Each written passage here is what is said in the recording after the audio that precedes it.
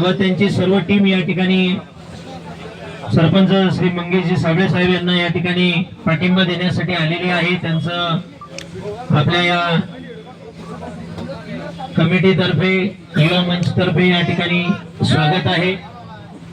त्यांना विनंती आहे की आपण बसून घ्यावं। जय किसान, जय किसान, हम तुम्हारे साथ हैं, हम तुम्हारे साथ हैं। हाँ चलो हमारा नेता कैसा हो, हमके साथ जैसा हो, हमारा नेता कैसा हो, हमके साथ जैसा हो।